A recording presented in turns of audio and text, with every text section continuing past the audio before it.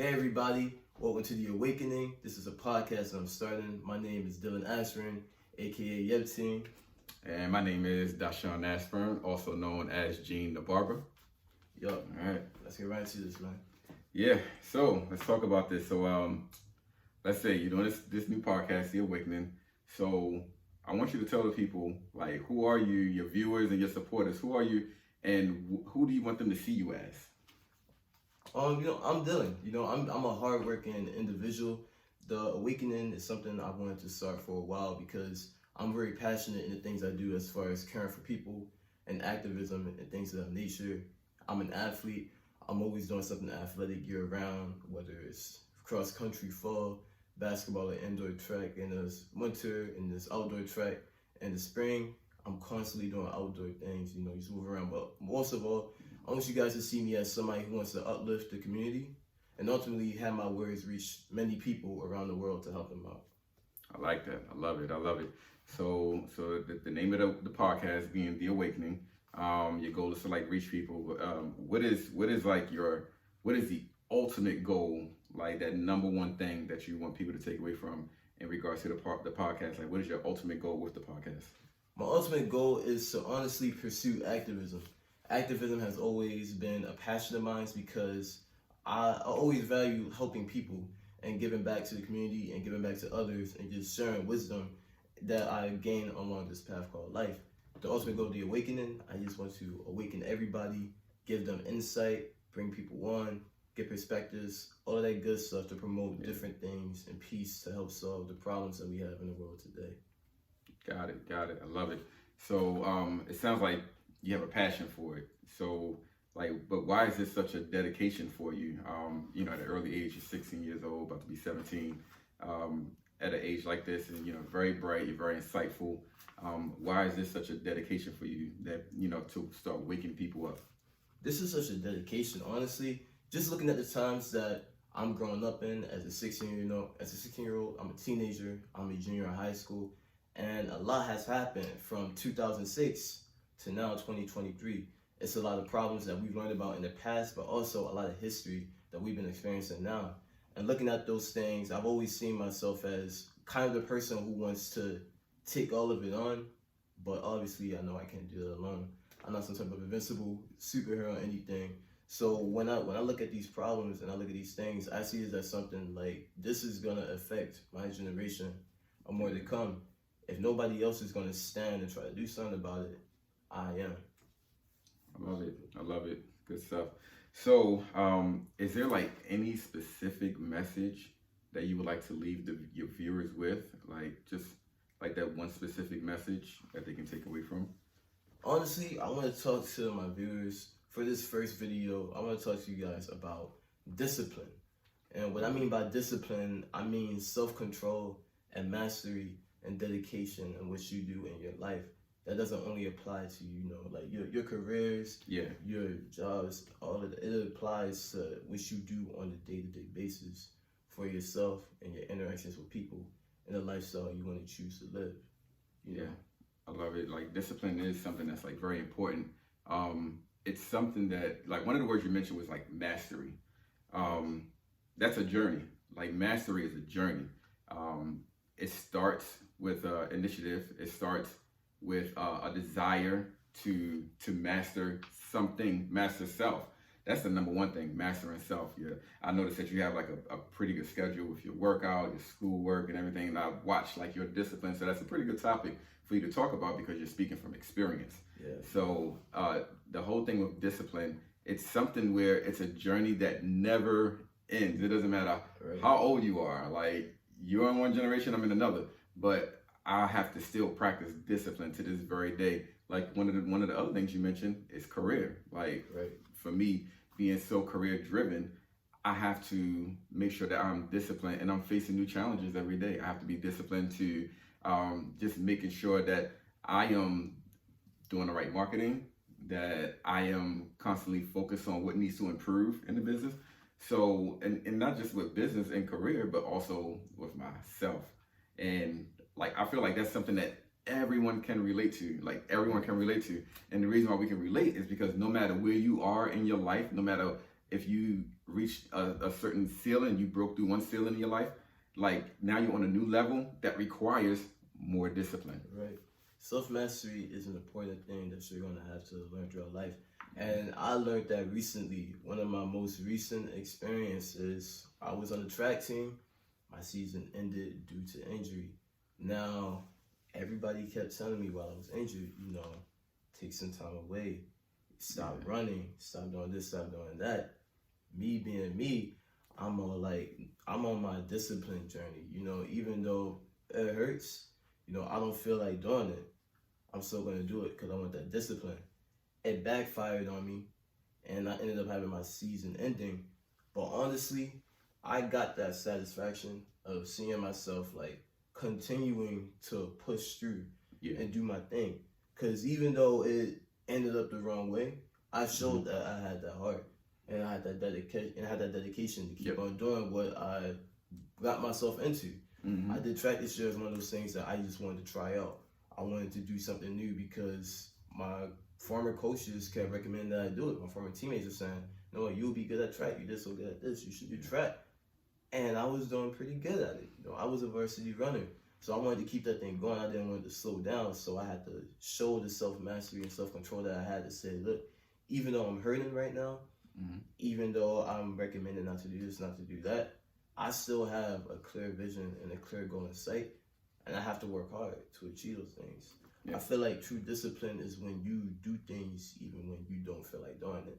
You can't pause things based on the emotional basis of how you feel and what you want to do. You'll never finish. You'll never finish. You gotta have that discipline. But like, this is what I need to do. This is the time that I have. This is how important it is. Only person that's gonna control it or stop me or get it done is me. That's it. We literally set the limitations for ourselves, and that's basically what you said. Like, the limitation for you was, listen, there are no limits. I'm going to push fastest. And that's what you were showing. And you had a choice. You have a choice of either, listen, I'm going to stop right here. I'm not going to continue to push. You had the choice of either that or, no, I'm just going to keep going. Like, I'm going to keep going. Right. And those are the two choices that we all have. Either we can, make excuses, or we can make moves. Make moves or make excuses. Right. I like that. Make moves and make excuses. It's only two routes that you take in life. Two routes you take. Right. It's that simple. And the other message I'm going to leave you guys with, as far as talking about discipline, I'm going to talk about continuing to protect your mind, your heart, your soul, all that. Ultimately, just protecting your spirit. Because that's one of the problems that we have now is I feel like one of the biggest problems that we have today, as far as dealing with mass incarceration, violence, racism, sexism. A lot of problems that we have now is that we don't have that self-discipline to feed ourselves the right thing. We continue to feed ourselves these toxic things. These things are harmful to our bodies and our souls. And when we're prompted in a certain situation to exert those things, the negative is going to come out. What's in is going to come out. What's in is going to come out. If you're constantly feeding yourself negative content, constantly feeding yourself racist things, constantly feeding yourself degrading things, violent things, when you're prompted in a situation, what's going to come out is what you've been feeding yourself. Absolutely. I love that. I actually had a conversation with one of my clients today, and we were talking about the things that we allow to go into our gates, so like eye gates. So, and the way I put it out there is sometimes we flood those gates. Like if your eyes are one of the gates to your mind, your soul, if you flood those gates with a bunch of negativity, like there is no room for the positive things, to come in. And the way we got on that topic is because I was cutting his hair and I had to step out for a quick second. And he said that while I stepped out, he was almost prompted to grab his phone out of his pocket and to go on his phone. But he decided not to because he just wanted to leave time for him to imagine. And a lot of times we don't leave that space because we constantly, we're feeding ourselves the wrong content. And so that's how we got on the topic of flooding that gate. And that was a moment making a choice and being more disciplined at the moment. He could have got on his phone and just started scrolling on Facebook or Instagram. And a lot of times you don't know what you're going to see. You're just going to see whatever you're following or whatever the algorithm of the app choose to show you. And so that was a form of discipline right there, to where he had a choice: pick up the phone or just leave it in his pocket. And just, sit and maybe have some inspirational imagination, but sometimes we flood those gates and there's no room. Like the other stuff is trying to come in, but it's being blocked by all the negative things. Exactly. Yeah, I feel like the lack of discipline, the lack of self-control, is like the root of a lot of problems at the end of the day. I definitely feel that if people were to maintain more control or more balance over the things they did and the thoughts they allowed to enter, then we would have a lot less problems than we did. Agreed. Because a lot of the problems we have are just triggered. They're triggered situations. They're not situations. Yeah. And you know what? You're saying something that's very important. You said a lot of problems that we have are things that's triggered. When you think about a trigger is something that's like instantaneous. Like it just it immediately prompts you, to respond, versus taking time to actually process and think. Right. And so, like you said, with us feeding ourselves, let's go back to like when you're talking about how feeding ourselves the right things, the right content in our minds, it can really affect the way we respond to situations and things that happen in society. Like you said, a lot of things are contributing. A lot of the violence in the world contributes to the discipline we have over what we feed ourselves, what we constantly feed ourselves. So now everything that happens, triggered. And what do we call it? We call it, that was so senseless. That was a senseless crime. That was a senseless act. And that's because people are not using their senses. They're just triggered. And they don't have time to process. They don't have time to process. They're actually, everything is just triggered. And it literally, we get to the root of it. I believe it is the stuff that we feed ourselves, like you said, the content. Right. Yep. And for the final next thing, I want to move on to you guys. I'm going to be doing this with, every single video. I'm going to introduce a biblical perspective. And if you follow from this point on, it's up to you. If you're a Christian, I advise you to do so. If you're not, please still stick around. God is Jesus Christ. He's a free will God. He doesn't force anything on us. We choose whether or not we follow him. If you watch from this point on, great. If you don't, great. I appreciate the view. But the Bible says, use your gifts and talents for the kingdom of God. Activism, podcasting, that's a passion of mine. While I'm doing that, I'm going to make sure that I give glory to God in the process. So a scripture that reminded me about discipline, as we're talking about right now, actually comes from 1 Corinthians chapter 9, verse 25. And it says that, and every man that striveth for the mastery is temperate in all things. Now they that do it to attain or a corruptible crown, but we an incorruptible. Mm-hmm. And what that basically means to me is that, God is saying that every man is striving for mastery, as he said. Yep. Temperate is self-constraint. Yes. Self-constraint is another way of saying self-control and discipline. So as they said, as I was saying earlier, every man that striveth, not in women too, but speaking as a whole, like mankind. But when you strive for that mastery over your life, that mastery over what you're doing, what you're giving your time into, what you're prioritizing, you're gonna realize that in each aspect of your life, that discipline, that self-control, is gonna pour over. Yeah. Because you've put so much practice into it that now you've matured it to a level where it's like just second nature. Yeah, I totally agree to that. I love the fact that the scriptures say that you're temperate in all things, like you're self-constrained, and you practice this discipline, like you're striving for the mastery and something. So that has to be the first thing right there. And if that's not first, there's really not going to be any, practice of discipline or anything. You're not striving for anything. You're kind of just going day to day, and whatever happens, you're not trying to adjust your weight. You're not trying to build muscle, lose muscle. You're just kind of like, oh well, whatever happens, happens. If I go up to a XL, a double XL within 3 months, then it is what it is. So I love the way that it says, if any man strive for the mastery, man, woman, mankind, like you said, like there will be some self-constraint, there will be some discipline, there will be some structure of this is what I want to achieve, this is what I'm striving for. Let me take these steps right here. Let me start to put some discipline in my life.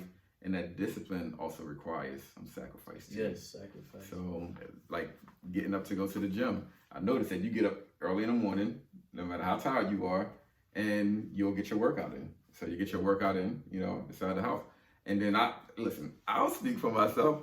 I say I'm gonna get up every morning at a certain time. And then that alarm go off, I'm like, oh, come on.